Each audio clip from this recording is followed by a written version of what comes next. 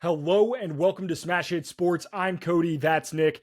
And if you can't tell, the captain is going down with his ship. The Clemson Tigers unfortunately lost this weekend. We'll get into that. Full Week 10 recap, winners, losers, and dogs of the week, our playoff predictions, and our Week 11 preview. But before we get started, make sure to like this video. If you're on YouTube, it's a huge help to the podcast. Hit that subscribe button if you're on YouTube or the audio version so you don't miss a thing. But Nick, let's talk about Clemson. Because that game, ugly, filthy, disgusting football, and I hated it. I mean, we got dominated in every facet. Like, watching the Georgia game and watching the first half of that Georgia game in Atlanta week 1, we played better in that first half than we did in any quarter against Louisville. I mean, it was bad from the jump. I didn't watch the first Louisville drive. I was like getting pulled 100 different directions. I wasn't home. It's freaking Halloween weekend. And I check, and Clemson, like Louisville has the ball. I think it's still their first drive. They get a field goal. Turns out they drove all the way down the field twice in a row, stopped us, with ease. So the first 10 minutes kind of set the tone, and we were still up 7-3, but we were getting dominated. After that, I should have known. I had no concerns, really. I was like, slow start today, whatever. This is a Louisville team that a lot of people thought were going to be ranked, throughout the year. They were worse. They performed worse this year than I think a lot of people thought. And then Clemson being at home, I think I said it last episode. You're just not going to beat us if we're at home. Yeah. I mean, we talked about that. You guys have 3 losses at home since 2014. Yeah, 4 now, I guess. But it was just kind of everything came together to where nobody thought Louisville had a chance. And it kind of just slipped right past me because normally I'm always looking for the trap game, the suspicious activity in places. I didn't see it here.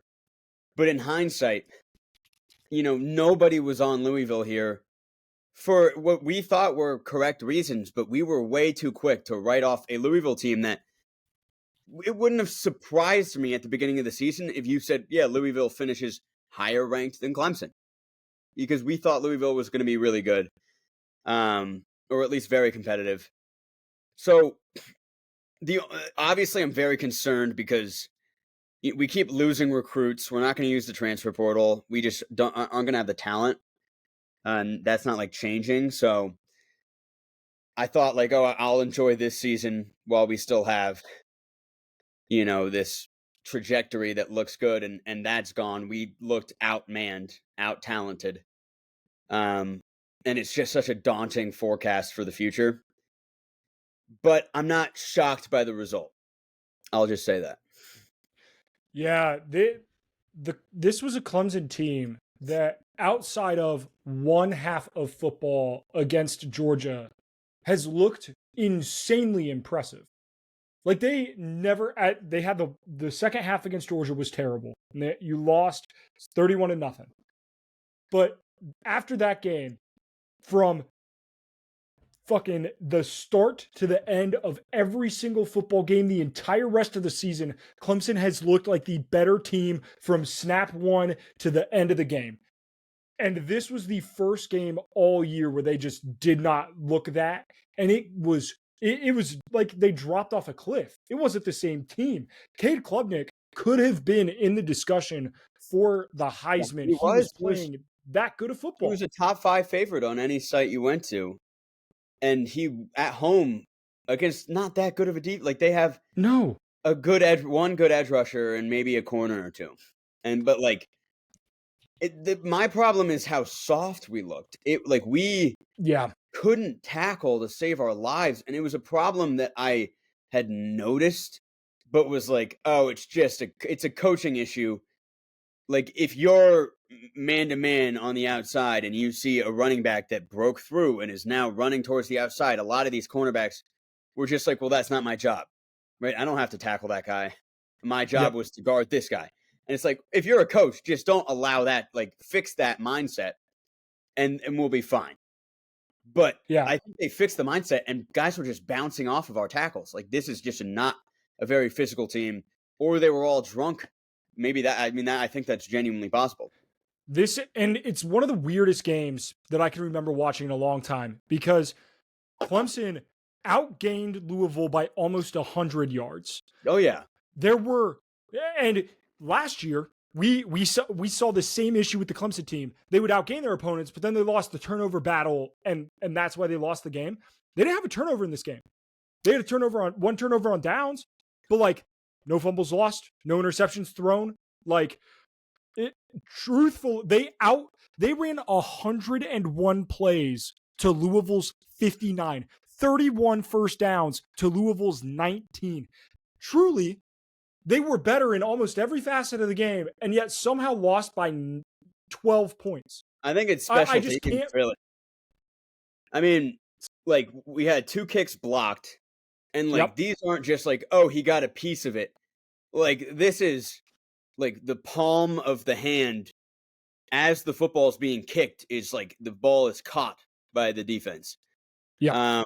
Like the most egregious kick blocking, and I mean we have a kicker problem as well. But our punter, we let up a punt return touchdown that got called back.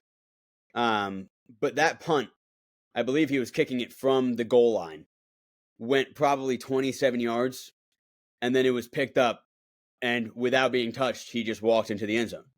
And I watched that at the club. I was at the club in the corner watching this game. So this is how you know it, like I'm going down with the ship. Okay, I'm going down with the fucking ship. I'm not gonna not watch. But what I witnessed was just so much incompetence and just a lack of willpower, like a lack of we need to win this game. It was like, nah. Like, I need to make this tackle so that we can get the ball back. Like,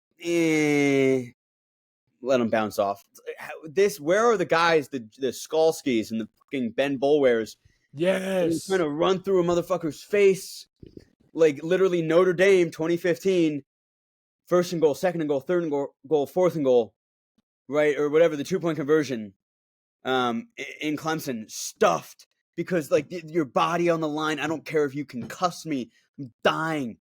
I'm dying with this tackle. We don't have any of that. And that's my theory. Genuinely might be that they're all just not disciplined enough and like went out Friday night, because that's what it looks like. I don't know what to make of this Clemson team, because looking forward, the rest of your schedule, you have a handful, like Virginia Tech at Virginia Tech is not going to be a pushover. We'll talk about that game later.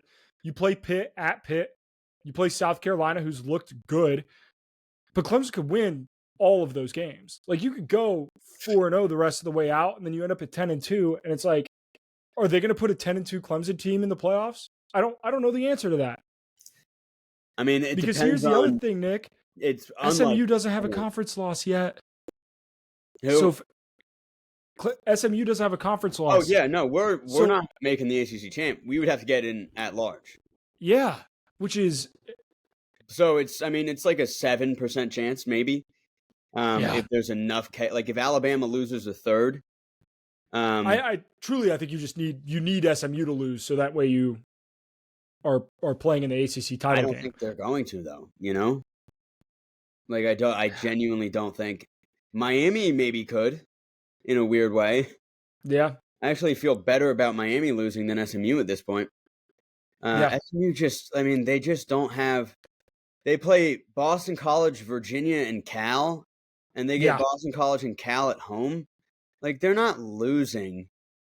They're just not going to. But Miami, they play at Georgia Tech. They play at Syracuse. Could something happen there? I think it's very possible that something could happen there. But then we have to root for the tiebreaker anyway, right? Because it's mutual opponent, I think, would be the tiebreaker, and Miami beat Louisville. Yeah. It's just really sad boy hours. Like, I think the only way is genuinely and at large. I don't think there is a way that we get in. I would just need. I guess I would want Miami to lose, and then they still make the ACC championship game, whatever. But then they lose that. Then maybe there's an argument there. Yeah, I don't know. I think it's done. I think it's done, and it's sad. Yeah, it is. It's tough. Just Tough because, to like, go how down. do you not know that, like a loss here is it? How are we so lethargic And defensively? it Like, and like Louisville's not like they were ranked earlier in the season. Like this is a Jeff Brom coach team. You can't come in unprepared at home. Like it was the off a mistakes that bye killed week, me. off a bye week. Like Yeah. we had more time, and this is the thing: is like Notre Dame loses to Northern Illinois at home. I'd rather lose to Louisville at home, but eye test wise, like your defense was still fighting for their lives out there, Mhm. and at that point, in a 12-team playoff, one loss, like clearly, you didn't need to have the desperation. Clemson needed to have that desperation, and just didn't have a lick of it, a Yeah. lick of it. And we were running the ball down 14 in the fourth quarter with like 5 minutes left, and we were just like 2nd and 10, HB dive, three Yeah. yards. It's like, no, what is going on? We are down. We need to win. This is it. Why are we running no hurry up run plays? It was like we got fucking paid off, dude. It was insane. I was Yeah. so upset. Yeah. Okay, that's it. I don't need to talk anymore about it. All right. Then we'll keep it moving to another fan base that is probably sick and tired of the same old shit, just a different Saturday. And that's Penn State. Congratulations, James Franklin. You're going to go 11-1 this year, and you're going to make the playoff. You're probably going to have like you might have a home game. You might not have a home game. We'll see. You'll play a top 5 opponent, and then you'll lose. And that's what James Franklin does. It's the same shit with this guy.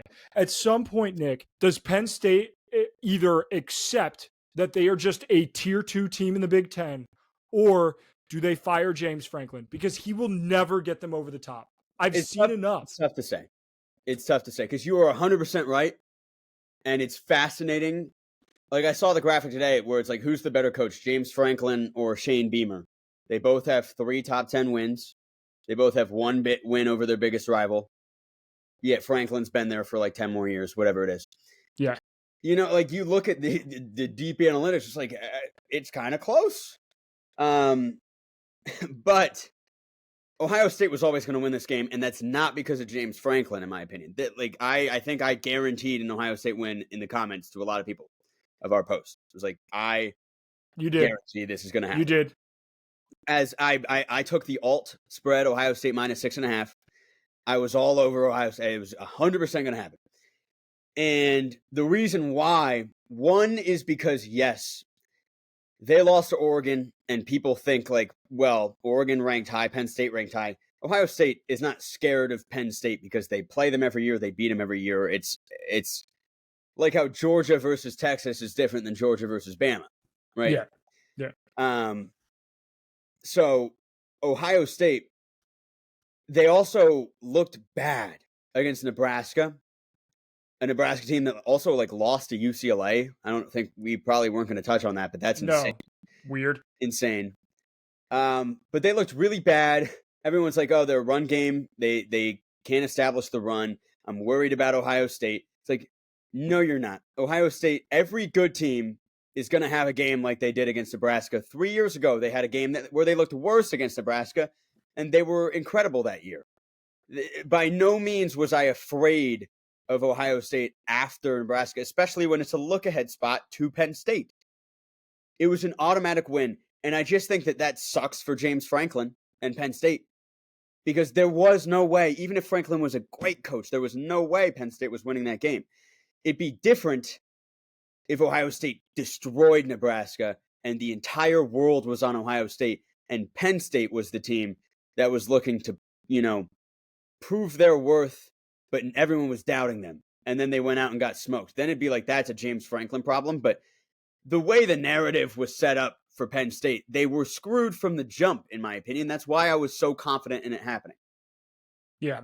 Yeah. And that's the thing is somebody had to kind of break the narrative a little bit. It was Ryan Day against top 5 teams. But like Penn State hadn't played a whole hell of a lot all year, and they had shown that they could struggle at times. I think the ceiling of this Penn State is a really good football team, and they're not a great football team. They have obvious holes. They don't have very good weapons. And shout out to Will Howard.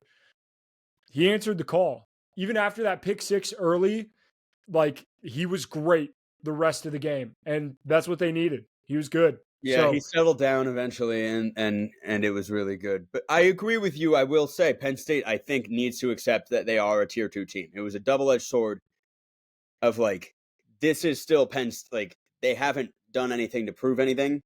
yeah. This is just it was a tough game to expect them to do anything, in my opinion. But I still agree with you. And we have to have a discussion. Is James Franklin the future? Probably not. I mean, we'll see. They'll make the playoff. Yeah. So Yeah. That's all that matters. What if they win a game in the playoff? They beat like a 9-seeded fucking. They end up like the 8th best team in the country at the end of the year, and you're like, well, in the 8-9, and you're like, yeah, you know what? You can't say that's a bust of a season for Penn State. They proved they beat an SEC team like this, so then Franklin would be there forever. Yep.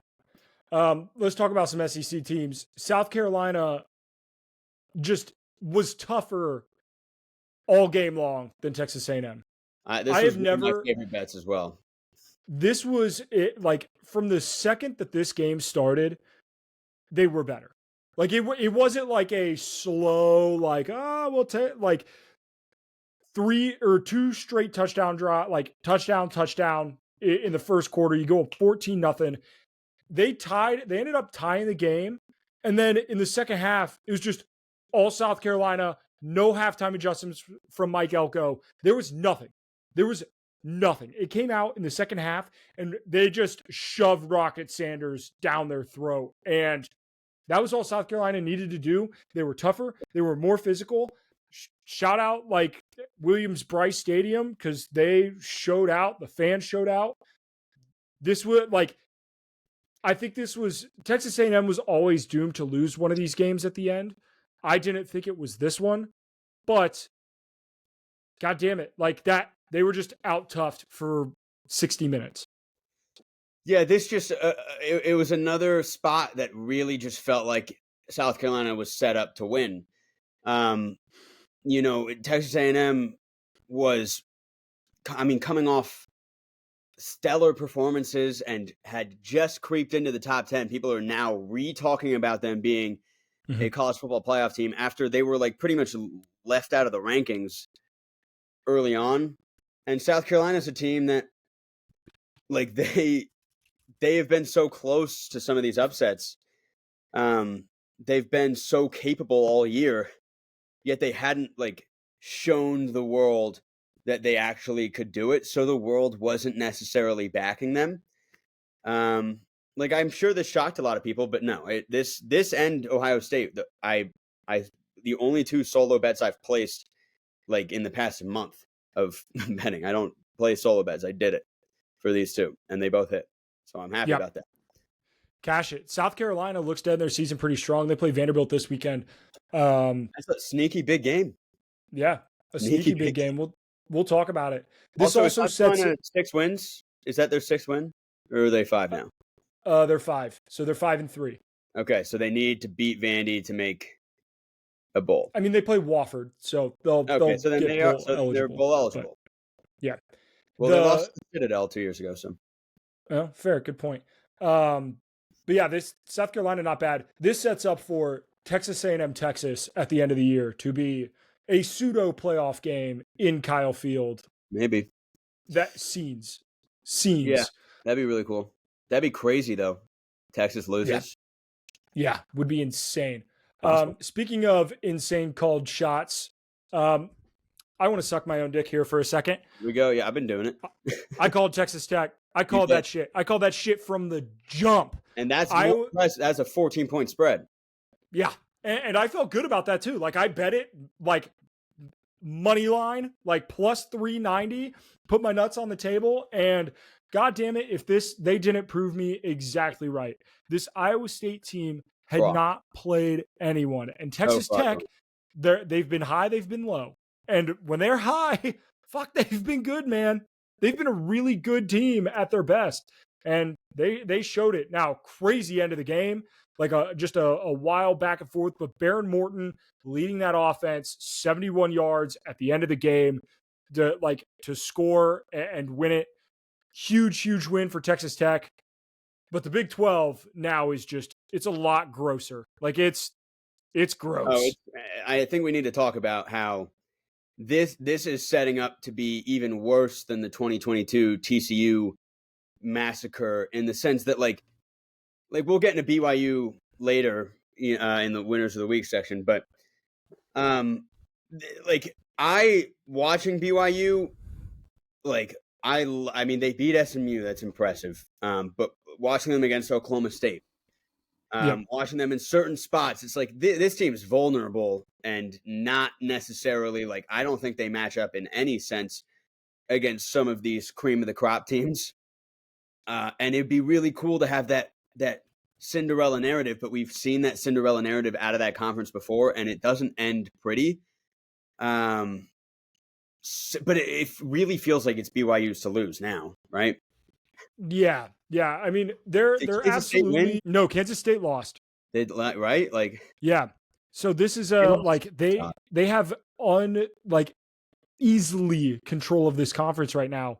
And this is one where the 12-team playoff bracket, they're going to get, so let's say they were the 4 seed, they would play the winner of the 5 and the 12. So right now, I would say right now, either Oregon or Ohio State, whoever loses that game, is going to be the 5 seed. Could you if Ohio State played BYU in a neutral, I think Ohio State would be favored by 14 points? Yeah, but then that's Ryan Day. Ryan Day, anything could happen. I think if Oregon played BYU, I think that game is 50-0. Especially coming off a win, there's that whole, if you get the bye, a little more rust, blah blah blah. Mm-hmm. I don't know. There's theories there.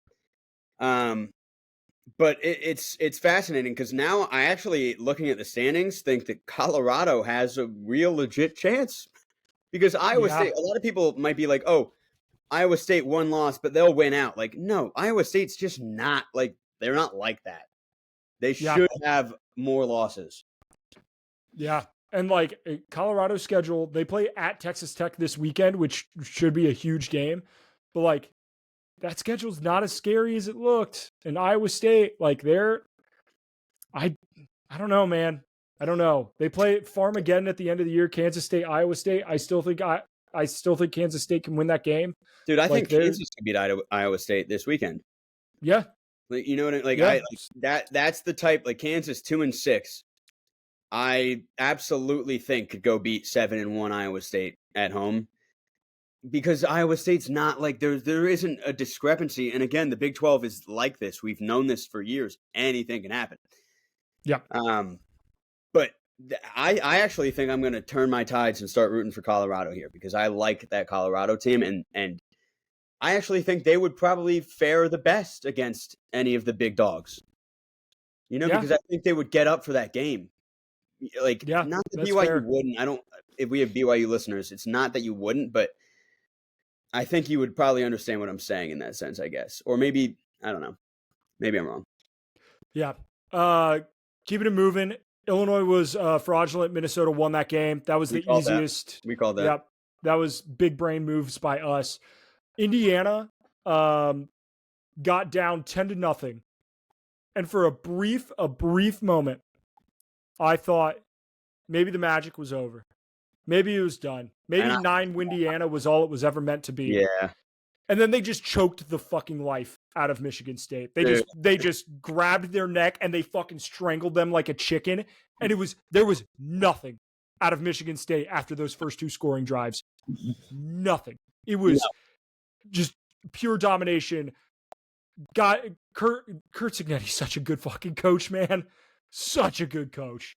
Yeah, so I look at the statistics of it, because I did pick Michigan State here. I had a little inkling. That was my one crazy take of the week. And looking back at it, I couldn't have been more wrong. But I was tempted to throw out a text or two to some people hey, don't look now. It's 10-0. I might have been onto something. Mm-hmm. Clearly I wasn't. But you look at the stats, passing yards wise, Indiana 263, Michigan State 229. Rushing yards wise, Michigan State minus 36 yards rushing. And if I'm correct, Cody, Sacks only count sacks are passing stats, right? That's only sacks are passing in the NFL. They're rushing in college. Okay. Yeah, so that includes your sacks. Okay. It makes sense, but then but still, there's a guy, insane. Ryan Eckley. I don't know who this is. I didn't watch this game, but I mean, they had 4 guys with negative rushing yards. Obviously, Eden Childs -2, and then their backup quarterback had -44. But Ryan Eckley, -21 yards. Mekhi Frazier had negative yards. Nathan Carter, 8 carries, 6 yards. Lynch Adams had 6 carries for 10 yards. That was one of the most pathetic rushing displays I've ever seen. I didn't know Indiana's defensive line was like that. Yeah, it was just it was crazy looking at the box score after that, because it's like, what the hell happened here? And that's the thing is this isn't like, oh, they just have some dudes. They have 11 guys flying to the football on every snap. Yeah, it's what I wanted Clemson to look like. It's like that. You're playing with heart and soul, and maybe it's a Kurt Cignetti is just a better coach. Maybe Dabo can't fire up the team. Maybe I don't know. But yeah, Indiana, I'm no longer doubting you. I'm gonna consider them against Ohio State now. Like, I thought that was gonna be no shot, no way, Jose. But I mean, anything's possible. This Indiana team's super legit. Yeah. They play Michigan and then they have a bye, so could be a crazy. Like we said, Ohio State, Indiana, one of those teams is going to be undefeated and the other team's going to be Ohio State. Crazy. Last game to talk about, SMU just put belt to ass against Pitt. That was never a game. Just an ass whooping from start to finish. Yeah, I thought it was going to be closer. But I guess, like, the whole thing about Pitt is, like, if they keep it close, then you have to be scared. But they couldn't keep it close enough for that to be a problem, right? Like, Pitt has to be within 10, I think, and then they turn it on. Yeah. It was just talk about Oregon, Michigan. Oregon is a good football team, and Michigan is not a good football team. Yeah, everything kind of went according to what we thought in that sense. I'll say that Michigan, from a passing standpoint, looked better than they had. That's all I'll say. Is that I was like, oh, things have gotten a little better, perhaps. Yeah, but they're still not bowl eligible, and we're in week 10 or 11, whatever.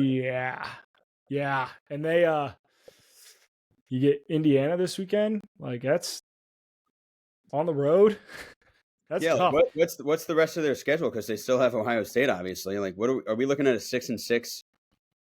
They get Northwestern. They should probably win, but I think we're looking at a 6-6 Michigan team. Yeah, gross. Which, and that's with a USC win that they shouldn't have necessarily got anyway. Yeah. Right? USC had to choke that one away. So we were almost looking at Washington and Michigan not making a bowl game. Yeah. Speaking of Washington, they shouldn't have won that game this weekend. USC choked that one away too. God. Oh my God. Yeah, wait. I forgot about that. I'm such a believer in USC, but I have to stop. They keep they manufacture ways to lose. It's insane. It's unbelievable. It really is. It's like, how is this possible? I mean, Miller Moss had 3 interceptions, which is awful, but that was one of those box score ones where you're like, USC was better on 3rd down. They punted less. They had less penalty yards against them. They had 100 more yards. They had more first downs. They had the ball for longer. Like, everything, they ran for more yards. They passed for more yards. They had more yards per play. Everything was like, oh, they played better in every facet. And watching the game, I was like, yeah, they're playing better. And then I stopped watching, then I looked, and they lost. Yeah, nuts. Like, absolutely insane.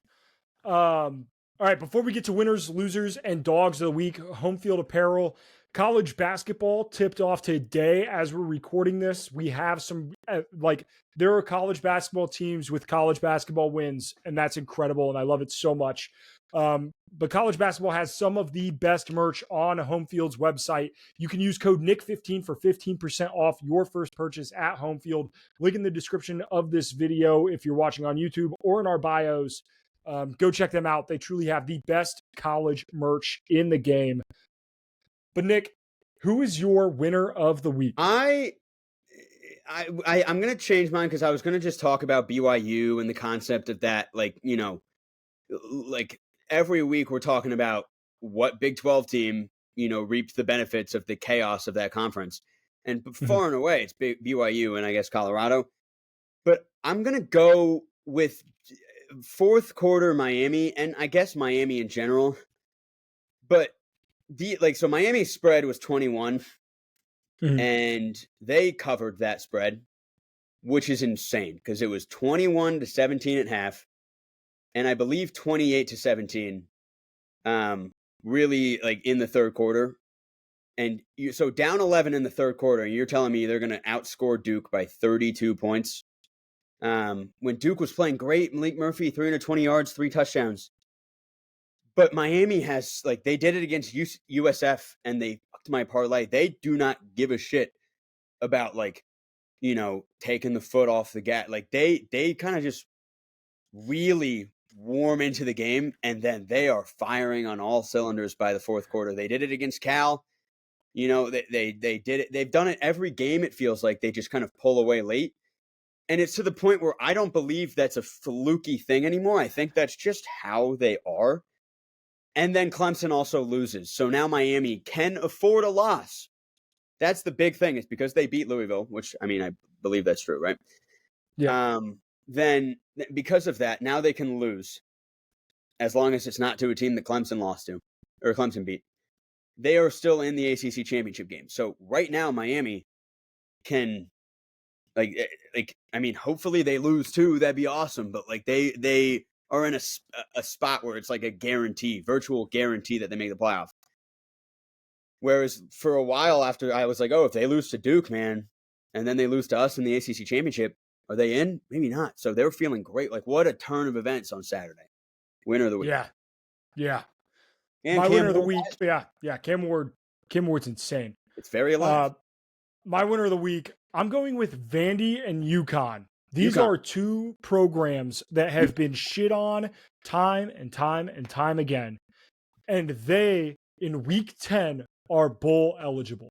So shout out to Jim Mora at UConn. Shout out Diego Pavia at Franklin and at Vandy.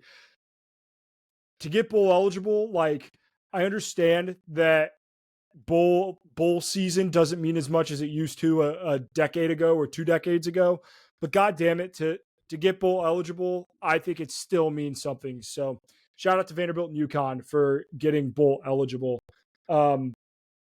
My loser of the week, Nick, is the Clemson Tigers, because you blew it. You had a chance at a playoff spot. You had a schedule that allowed you to get to a playoff spot. You are in arguably the easiest conference amongst the Power Four, if not the second easiest.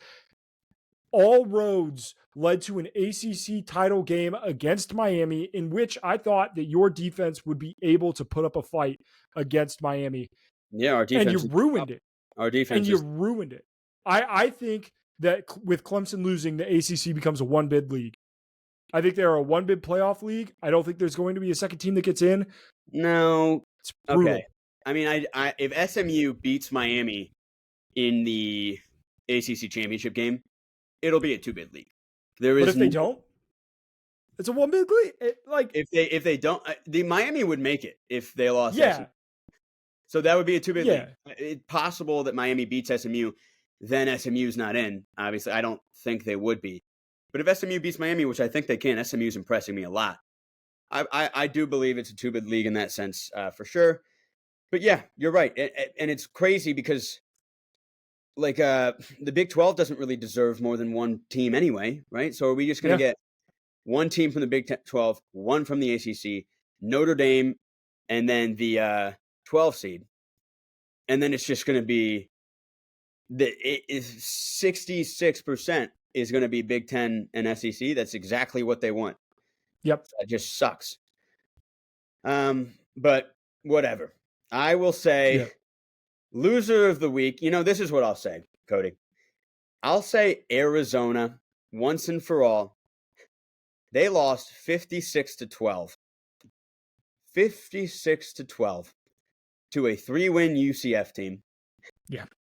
These teams had the same record going into this game. The spread was close, and it was 56-12. I mean, I don't think UCF had their conference win. I think they had lost 5 straight going into that game. Is Brent Brennan that bad? I was shocked. I'm shocked, honestly, because I mean, Fafita, I thought was like a sneaky Heisman guy. McMillan is arguably the best wide receiver in the class. Like you have Takario Davis at corner. Like you have guys. What the hell's like that? You have to be the biggest loser of all time to lose by 50 to a winless Big 12 team. Ugh. Yeah. Insane. Gross. And I'm the loser as well because that was my pick to win. Yeah. So you have written here IUPUI. I was going to talk about IUPUI. I was about to shit on you. They were the best team in college basketball at one point today. Well, they won by 60 against IUPUC, which is awesome. That is one of the best rivalry games in sports. Is IUPUI? Everybody says that. Everybody says that. As an Indiana guy, you would know. But really, I was just saying that's more so just like a detrimental error on the part of whoever the oversight head of that school is. How dare you change from the best name in all of sports to it's just IUI, right? Indiana University, Indianapolis. Yep. That's just like UNC Charlotte. It's no different than any. You're not unique anymore. No one's going to think about you or talk about you. But IUPUI, I mean, everyone knew IUPUI. So you just killed your brand, and for that, you're a loser. I love it. Bonus loser of the week. Nick, who's your dog of the week? Yeah, the SMU guys. Kevin Jennings, Brashard Smith. I mean, going into this season, Cody, we were talking Preston Stone. You loved Preston Stone. I did love Preston Stone. Love Preston Stone. And this is an SMU team that, like, this is their first year in a power conference. Kevin Jennings, I mean, if you told me, like, he's going to be, like a really, like, top 3 quarterback in the conference, like, I'd be like, who the hell is Kevin Jennings? You know what I mean? It's insane to me. And then Brashard Smith in a stacked running back class, which is another thing we should almost talk about, is how fucking many good running backs are in college football right now. It blows my mind every week. Brashard Smith is his draft stock keeps rising he looks fantastic. Those guys are absolute dogs, dominating, playing fantastic football. It has me believing that SMU could do some damage in the playoff. Yeah, I mean they're playing some damn good football, no doubt. My dog of the week is Jordan Watkins at Ole Miss. That stat line is nuts. This Ole Miss team put their I don't know if they heard the shit talk of who's their quarterback? Who, Jackson Dart? Jackson Dart. Jackson Dart goes out for Halloween on Thursday. Mind you, with a teammate and his teammate's son. So it's not like this guy's going out to the damn club. He's trick-or-treating with a child. And all of the internet is like, really? We're gonna let a kid go out and party and whatever on Halloween before the weekend before a big game? First off, it's college. Yeah, you are. Did you see the pictures of Johnny Manziel and Scooby-Doo? You know what he put up after that game? Insane numbers. But this isn't about Jackson Dart. This is about Jordan Watkins with Trey Harris out, who is an unbelievable wide receiver. This was a huge trap spot. Ole Miss has always struggled with Arkansas at Arkansas. And this man goes 8 for 254 and 5 touchdowns. Just absolutely insane for Jordan Watkins. School records in both yards and touchdowns at a school that produced A.J. Brown and DK Metcalf and currently has Trey Harris. Jordan Watkins, you are the dog of the week. Just an insane performance. Juice Wells as well. Like, Jordan Watkins was not a guy going into the year that we had on our radar, really. Yeah. So that's just crazy, right? Like, they had their 2 guys, we thought. So yeah, props to him. Absolute dog. Honestly, that was I didn't really know anything about Jordan Watkins. I think I had heard the name, but that was his put your name on the map game for me. And I talk about college football all the time. So yeah, huge for him. Huge for him. Yep. So let's talk college football playoff predictions. So by the time you were listening to this, you have already seen the playoff predictions. The show drops on Wednesdays. The playoff prediction is Tuesday night. So Nick and I are going to correctly say or react to what they got incorrect before it happens. Nick, I'm pissed they did not put enough respect on Indiana's name. I think that they are going to short Indiana. I think they're going to put Indiana outside the top 10. I think they're going to put them at like 10 or 11. Yeah. Because I don't think they'll have a strong enough like strength of record. And I think that's kind of bullshit. No, it's interesting. I'm very curious how bracketology-esque this is going to be. Mm-hmm. Because then like you can look at Miami and kind of say the same thing where it's like, there's a lot of reason to be concerned, and their resume points aren't fantastic. They're just undefeated, and they are a fun team with a Heisman candidate. Yep. But like we're looking at Miami's ranked 4 right now, right? Aren't they? They're a top 4 team. Yeah. I don't think there's a. Well, I guess they will probably put Miami as the ACC winner. How are they doing it? They're doing it just 1 through 25 ranking, right? There is no like conference alignment. I don't know. This is the first time we've seen it, right? So I don't know if they're going to do like a full bracket projection in which they predict the conference champions, or if they're just going to do their college football playoff rankings in which they put out, like very similar to the AP top 25. I think it would probably be a top 25 because then that takes over the AP poll. So when you're watching the games, you have because then I can't picture BYU being 4. In their upcoming game. I think they'll show that, and then they'll show, hey, if this top 25 stuck, this is what the bracket would look like. So I think they'll still show both. I think it'll be a top 25, and I think if Miami, it's not going to be 4 in that sense. I don't think there's a world.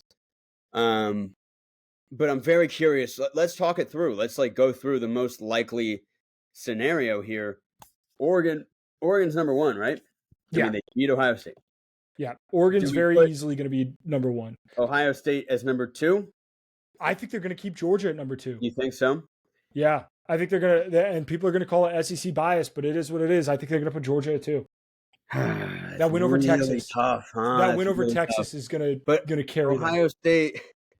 Ohio State, I don't know what win's more impressive. I don't know. Regardless, that's 2-3. So let's do Ohio State and then Oregon, or Ohio State and then Georgia, and we'll call it that. But that's your 2-3. Hard to say. That's what a debate that is, though. Now, Ohio State versus Georgia. I mean, they have the same resume. They both lost to. I guess you would say Ohio State's loss is better. Yeah. And they should have won that game more so, in my opinion. They weren't down 28-0. Yeah, it was a 1 point. Yeah. So I would say Ohio State 2, Georgia 3. They're going to put Miami at 4. They're going to put Miami at 4. Undefeated. They're going to put Miami at 4. I don't know, man. I mean, I guess it makes sense why Miami would be out of Texas because Texas has a loss and doesn't really have. I guess there are a lot of teams that don't have that resume spanking win, so maybe they do put Miami at 4. Yep. Oh golly, this is tricky, man. I think they're going to do Penn State and then Tennessee. Texas, Penn State, Tennessee. I think that's how the one-loss teams are going to go. I think Tennessee, because their losses to Arkansas, whereas Penn State's and Texas's are to Georgia and Ohio State. If I had to guess, I think they value wins more. I know that's a huge thing in college basketball. This is going to be different, I'm sure. But Tennessee, I think beating Alabama might put them above Texas.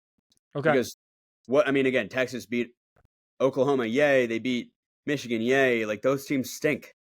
Tennessee beat Alabama, a team that beat Georgia. Right? I'm good with that. If we want to do Vols, Texas, Penn State. Yeah, I think Tennessee is going to be at 5. Okay. And then I think it'll probably be Texas, then Penn State. I do agree with that. And if you're Penn State, dude, you're still top 7 with an easy schedule to close out. So you shouldn't be freaking pissed. Yep. I think they put Notre Dame here. I think they give Notre Dame the benefit of the doubt. And that's going to piss a lot of people off. And then I think they go BYU. Yeah.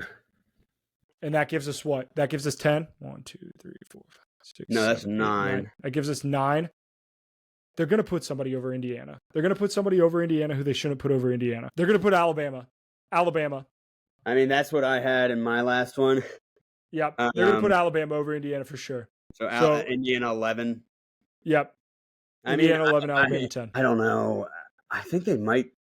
If this was before this past week, I think that's absolutely true. But I don't know. Eye test wise, it's tough. But I don't see that being impossible. I think that there's a chance that they put BYU over Notre Dame, if I'm being honest. Because again, dude, like yay, Notre Dame beat Navy. Didn't Navy just follow that up with another loss? But the committee has had a hard on for Notre Dame since its inception. Navy lost to Rice. That you can set up to the interim rule I always talk about on here, that Rice just fired their coach and the interim always wins. It's just a thing. Yep. But Notre Dame beat Navy, who lost to Rice. They beat Georgia Tech. Whippy. You beat Louisville. That's a good win now. Officially, it's a ranked win. But outside of that, dude, like Purdue, whatever. Texas A&M lost this weekend too. Lost this week. Like BYU. All right, switch BYU and Notre Dame. They're undefeated. And they have that SMU win that just keeps looking so much better. Fine, switch them. And they beat UCF, who just stomped on Arizona. They beat Kansas State by a ton. I like that. I think they actually are going to put some respect on BYU. But I do agree that Indiana is probably not going to get respect. I agree with that. So the official Smash Hit Sports college football playoff prediction is 1 Oregon, 2 Ohio State, 3 Georgia, 4 Miami. Now, obviously, this isn't seeding because that's not how the bracket will work. This is just the top 25 or top 12. 5 Miami, 6 Texas, 7 Penn State, 8 BYU. 5 Tennessee, 6 Texas, 7 5 Tennessee, 6 Texas, 7 Penn State, 8 BYU, 9 Notre Dame, 10 Alabama, 11 Indiana, 12 Boise State. Let's real quick, Cody, just in theory, if this was what it is, just touch on some of these first round matchups in general, right? So, I mean, obviously, BYU is not the 8. What the actual bracket would look like is Oregon, Georgia, Miami, BYU. Ohio State would be 5. They would play Boise State. What do you think the spread would be on that? 10 and a half. 15.5.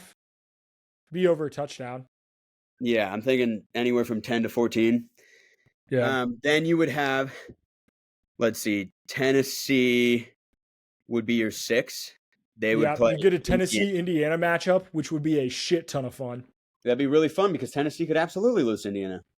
Yep. I don't know what the spread would probably be like Tennessee 5.5. Yeah. Right. Then you have Bama versus Texas. Yep. Huge. Would be huge. And yeah, that'd be awesome. And then you have Penn State versus Notre Dame, which would probably be a pick'em. Yeah. That makes sense as an 8-9 for that to be a pick'em. And then the winner of that going to play Oregon, right? Penn State doesn't play Oregon, and Notre Dame, Oregon would be fun as well. I think this would be a really cool 12-team playoff to get. Yeah. If it ending up like that. Outside of Ohio State playing BYU, I don't think that would be that fun. Yeah. It's Ryan Day. I think regardless, that 5-12 matchup isn't going to be, unless Boise State gets the 12 and then you get dude, and how about Miami would be the 3 in this situation, and they would be waiting Indiana, Tennessee, the winner of Indiana, Tennessee. I mean, I think if you're Miami, you probably feel pretty good about that. And again, I'm a believer in Indiana. I am, and I still love Josh Heupel. But Miami as the 3 seed would be avoiding the prototypical powerhouses. Yeah. Whereas BYU is absolutely not avoiding that. They get screwed. Yep. You get some of the teams that haven't been there before. Mm-hmm. Let's get into this week's game previews. Before we do, SeatGeek, if you're going to a game, I'm going to Florida State this weekend, or going to Notre Dame, Florida State this weekend at Notre Dame. Should be a terrible, terrible game. But hey, I got the tickets for cheap because Florida State sucks ass. But I did get my tickets through SeatGeek. $20 off your first purchase. Use promo code SMASHHITSSPORTS, all one word, when signing up for SeatGeek. Get $20 off your first purchase. All right, game previews. Noon slate is not very good. There are two games, Miami, Georgia Tech, and Florida, Texas. Starting with Miami, Georgia Tech, I think this is a sneaky Georgia Tech spot.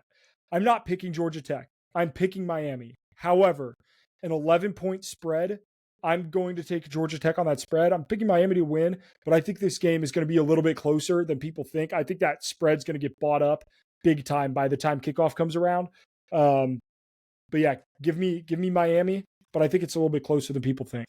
I think my only worry here is, one, there are probably a lot of college football fans that, remember Georgia Tech beating Miami last year. They probably see this like, ooh, at Georgia Tech, frisky team. I think like Joel Klatt is pushing the propaganda like Miami's going to lose, I promise. And I think a lot of people are believing that. Now, I don't think it's going to be like, oh, the public's all over Georgia Tech. No, I don't think that's going to be the case. But I don't think it's going to be like, I don't think people are in love with Miami. And I think this is like a revenge spot. This is like a, hey, Mario Cristobal, prove that you're not an idiot spot. Like, hey, you're playing the team that like almost got you fucking fired, dude. Like, go. Like, and this is one of the reasons why Miami is not letting up at the end of the game in all of these games this year. Like against Duke, the fact that they covered the spread against Duke is insane. They did it against USF. They did it all the time this year. I think that I am unwilling to ever bet against Miami spread. Just because of last year. So I'm going to take Miami, and I'm also going to probably take the spread as well. Even if it's tied with 5 minutes left, they'll probably win by 14. For what it's worth, Miami against the spread is 5-3-1. So 62.5% against the spread this year. Also, forgot to mention at the top of this, after I went 7-5 this week, even though I did pick Texas Tech, shout out me. Nick went 9-3, and we are now 10 weeks through the season tied at 78-38. Yeah, we are exactly tied. It's as if we haven't been making any picks. We're starting at 0-0. Starts right here.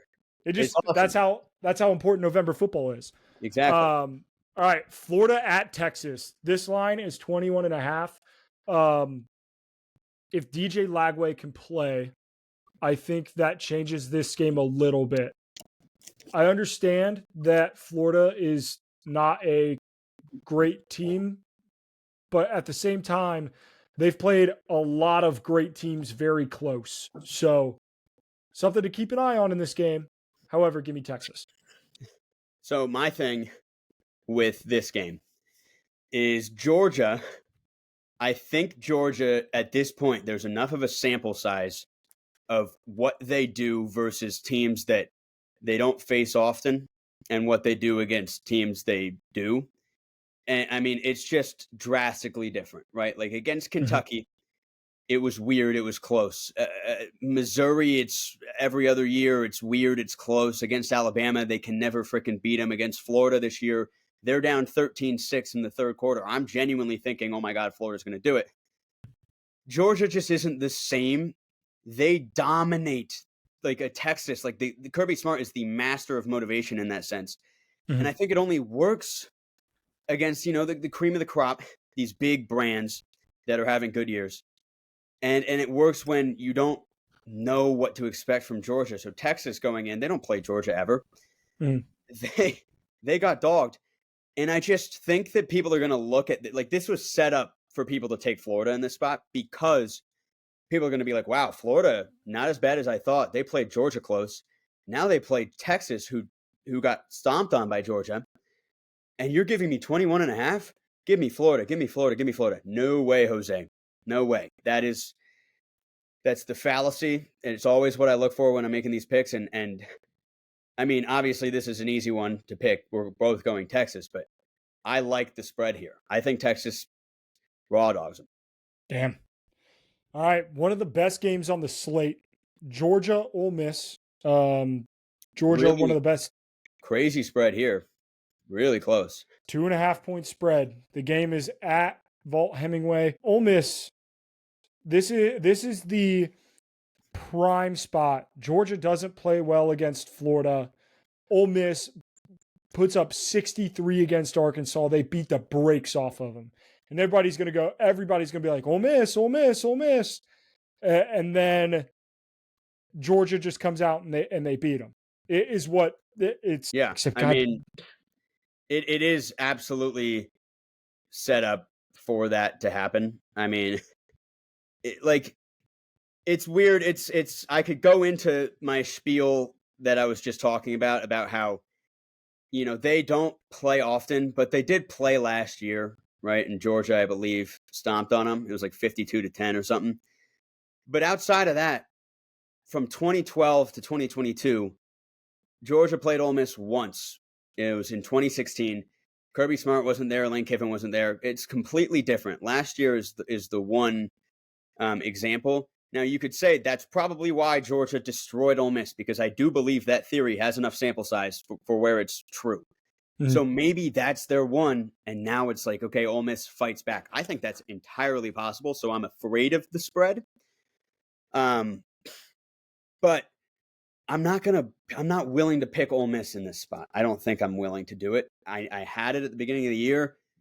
I just still believe in this theory. It's kind of just like Georgia's going to stomp on them. And like what you said, this just feels like the line is the line because of last week. And that's just going to get everyone fired up about Ole Miss. It's going to get everyone fired up. And this is where Kirby Smart comes in and is like, are you seeing this guy? Like, everyone's taking Ole Miss. Like, let's destroy them. And then they win by 30. See, but I think that everybody's going to think that. So I am going to take Ole Miss. You're fading the public. I'm fading myself, Nick. Don't be afraid to fade yourself. I think that Georgia's going to win, but like, what if they don't? So give me Ole Miss. That's the expert analysis you come to the show for. But in all honesty, I do think Jackson Dart is playing a lot better football than Carson Beck right now. And I have concern that there are only so many games where Georgia can get out of bad quarterback play. And I don't know if this is one of those games on the road. So I'm not. This is not a confident Georgia pick for me. Yeah. Even though it should be. There are like two big things what should make it confident for me, and it's still not. So that I don't know, that should arguably just make me more confident, but we'll see. Yep. Indiana at home against Michigan, the number 8 team in the country. Indiana's a 14-point favorite. I'm going to keep this simple. Give me the Hoosiers. They're better coached. They have better quarterback play. Everything's better. I'm not doubting Indiana anymore. I'm just not doing it. This is the exact spot where it would happen, but I'm not willing to doubt them. Nope. They've put too much. They've put too much away for me to think that. Especially like they're 8-1 against. If they were getting like 7.5 or something, I'd be like, well, maybe it's this week. But 14, it would be crazy for Vegas to be that wrong. It doesn't happen, which is what makes that Texas Tech pick so impressive last week. Yep. Iowa State at Kansas. 3-point spread, 3:30 kickoff. Dude, this game. I had no idea that was the spread, but I talked about it earlier. I don't hate Kansas here. This game's freaky. Like I think some weird shit could happen in this game. I'm taking Iowa State because I believe in Matt Campbell and I believe in this Iowa State team, and I still think that they're pretty good. But this is a freaky ass game. Dude, Big 12, weird Big 12. Kansas is always good for one of these every year. Out of anyone in college football, Kansas is the team that is the most they're better than their record more so than anyone else in college football. 2-6, like needing to win out to make a bowl, dude. Like what a disastrous season, but they are so much better than that. And it's the freaking Big 12. You're playing in Lawrence. Iowa State's so beatable every week. So yeah, I'll go Kansas. I love it. This is absolutely could happen. That wouldn't shock me at all. Army at North Texas. This is a very, very interesting spot here. North Texas, not a bad football team at all. I think they're pretty damn solid. I am interested in if Bryson Daly plays. He missed the Air Force game, and that game was a little bit closer than what I thought it would be because he is the engine of that offense. Truly just a special talent. If he misses this game, I think North Texas has a chance to upset and spoil Army's season. So therefore, I'm going to pick North Texas. All right. I don't love it, but this seems like Army should be undefeated before they play Notre Dame. Should be a huge spot. Yeah, no, I big don't time look ahead game. I don't hate it at all. North Texas can score, and I don't know if Army has faced teams of that offensive caliber, really. So, like, I'm very curious to see what happens in that sense, because it seems like Army's just been winning by controlling the clock. Like, they're doing their whole Army spiel. Yeah. Whereas Navy was kind of just like rolling, putting up a trillion points in these shootouts. Army's still been that stereotypical what you'd expect, just at this great level. But North Texas is not a great matchup for them. So I don't hate it, but I'll still go Army here because, again, I really want that Army Notre Dame game to be, like a 8-15, like, must-watch game. Yeah. And I mean, if Chandler Morris, like, look out. He's a quarterback. He can sling it. 26 touchdowns on the year. He can throw the damn ball. The old TCU cat. Yeah. Let's talk about your Clemson Tigers at Virginia Tech. 3:30 kickoff, so not a night game, but should still have a little bit of the Enter Sandman action. Do you think the Metallica gets to Clemson this weekend, or do you think Clemson rolls? It's so tough because, like, Virginia Tech coming off a pretty heartbreaking loss, they should have won. They've had like 3 of those this year. Heartbreaking loss to Miami, heartbreaking loss to Vanderbilt, heartbreaking loss to Syracuse. Exactly. So, like, they are so due at home. Shocked. It's like, it's not a night game. I all year long I would have been like, this is 100% going to be a night game.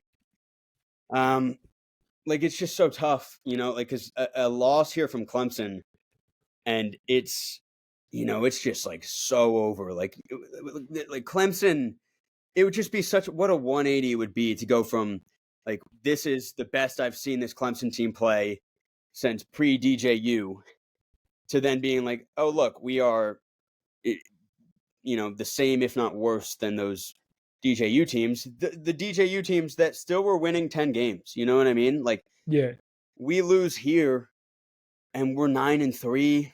We have to win a bowl game to get to 10. And, like, it's every dream is over. Everything's crushed. No point in watching. Like, fucking, it would just suck so much. And, like, I just can so see it happening. So I'll pick Clemson.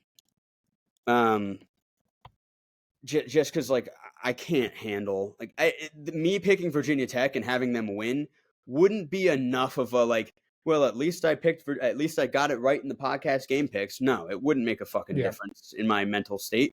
So I'll ride with my boys.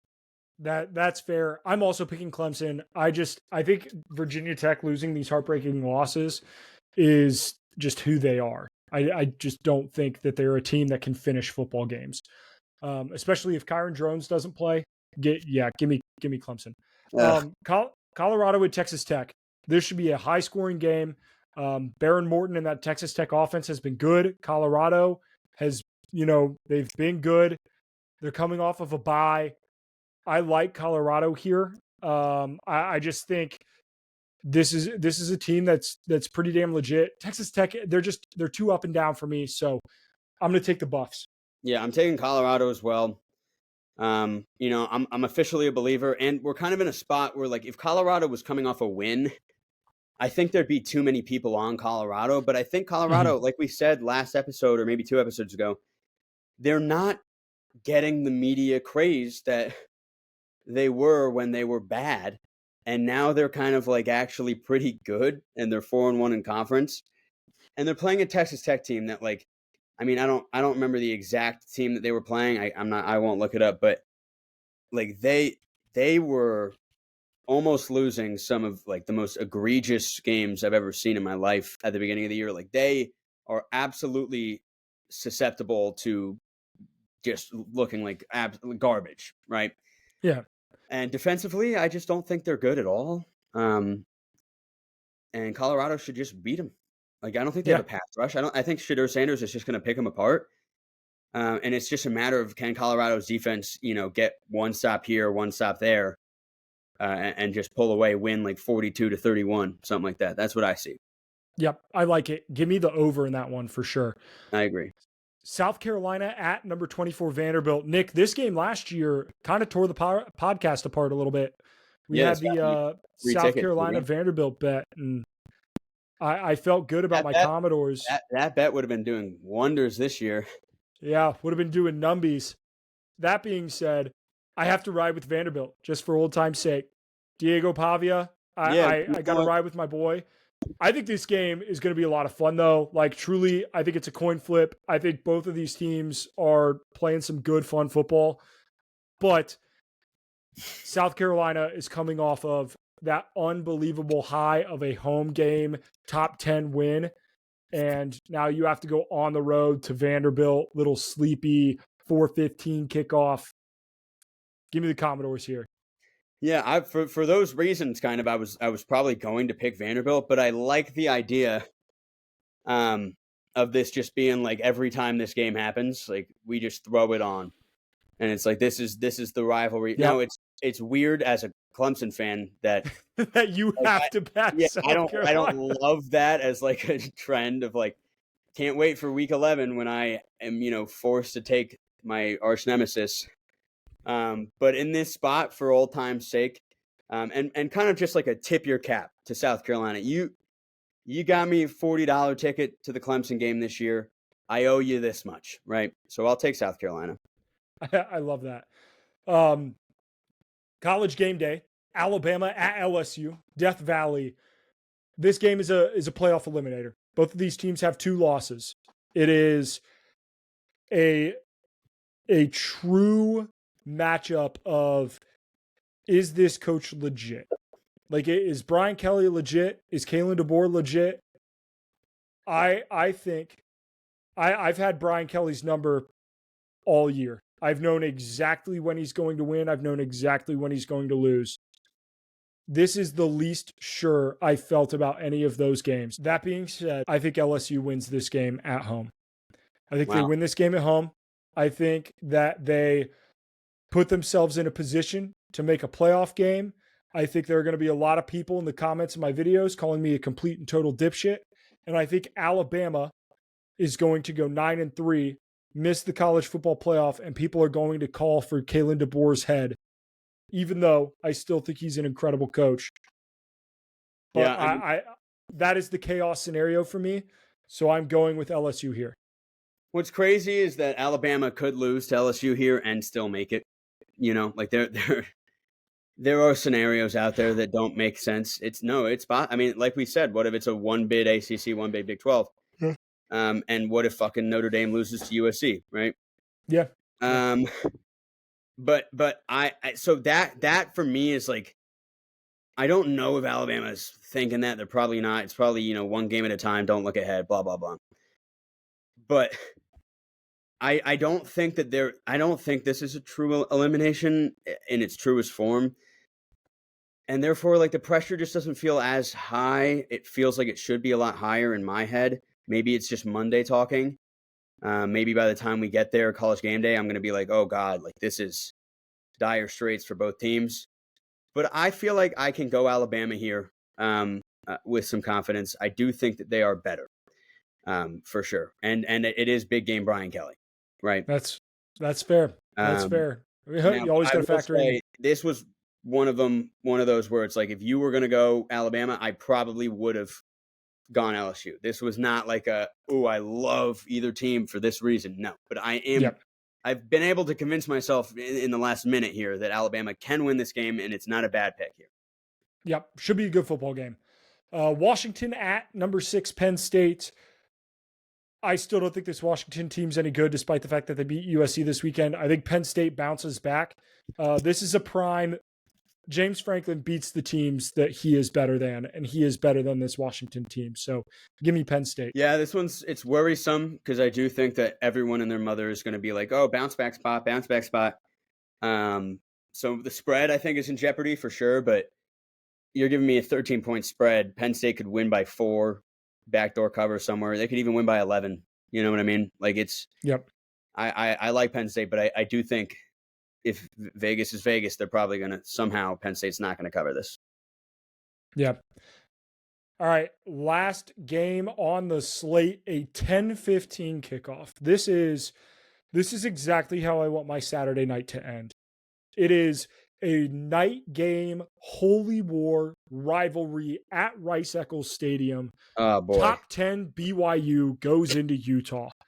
This game is going to be absolute scenes. It is a rivalry that has been on hold for a while. It is returning this year. I love this game. I cannot wait to watch. Dude. I am so excited. I'm going to come home from the Florida State Notre Dame game to watch this. It's going to be absolutely incredible. And I can't wait. It's going to be 1:30, 2 o'clock in the morning Eastern time. And the Utah Utes are going to rush the field after beating a top 10 rivaled BYU to ruin their perfect season. Give me the Utes. I love the Utes here. I honestly kind of do as well. I wasn't sure, but one of my best friends went to Utah. I visited him, and I think it was maybe the week before that game. But I remember talking to everyone.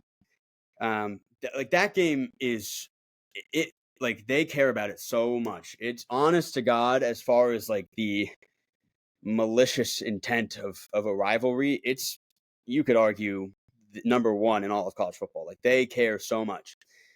And we have this back, and it's in Utah at night. Look up the trends, folks. Utah at night in a rivalry spot. Like I don't know if I care who their quarterback is. That shit matters, dude. That shit matters. I think I have to go Utah here. Utah. We're gonna get slandered in the comments. Yeah. But like this, I've seen it firsthand. How they're like the Utah that you've seen, the Utah that lost to TCU scoring 7 points, the Utah that lost to Houston. We are not going to get that Utah. We're going to get the best Utah that you've seen in the past 2 years. It's going to be this game at home. People are going to be going batshit. And it's the fact that they get to spoil an undefeated BYU. Like, if BYU lost 2 losses, maybe they don't care that much. Yeah. This game, it doesn't matter that Utah's bad. This game means fucking world. Everything. Dude. You get to claim, oh, we're the reason that you fucking lost. You didn't make the playoff. It's us. Yeah. This is a prime college football game. This is what college football was built on. Hatred. It was built on hating your rival maybe more than you even love yourself. You just hate them so much. I love it. I absolutely love it. Yeah, I'm glad that we are riding this together. I've been completely convinced that I now have confidence here. Give me Utah. Give me the Utes. Fuck yeah, baby. Fuck yeah. All right. An unbelievable slate. Another unbelievable show. Make sure that you hit that subscribe button. Be a friend. Tell a friend. Send this podcast. Be a homie. Be a homie. Send this podcast to your buddy. Be like, hey, these guys, they don't suck. Maybe give them a listen. So, yeah, we're all right. They're not half bad. Hell yeah. We appreciate you, and we will see you in the next one. Peace.